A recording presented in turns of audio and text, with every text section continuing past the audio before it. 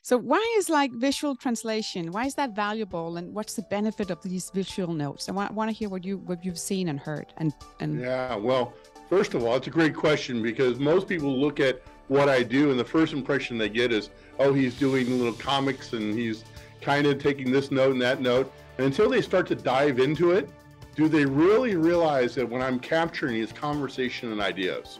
yeah, And part of that, it goes beyond context. So for instance, when you type out the notes of a meeting, there's no emphasis on emotion or mood or even what they may be connected to, because we have to write in a linear process.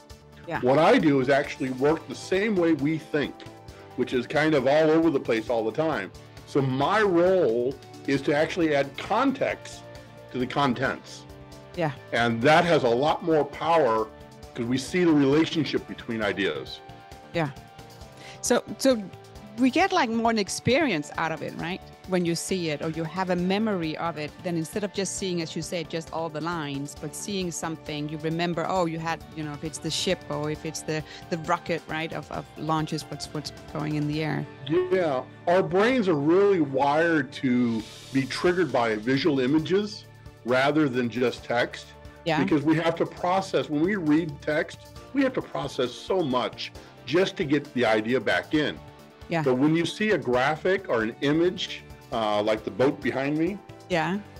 what was going on during the meeting at the time that we involved that graphic is a trigger. The minute you see it, you literally are brought back right to that meeting and go, oh, I remember what was being said, and I remember who was there to say it. Yeah. So yes, it's a very powerful tool that way. Yeah. Thanks for listening to this episode of Mind the Innovation Podcast. New episodes are dropping bi-weekly, so make sure you're following wherever you get your podcast.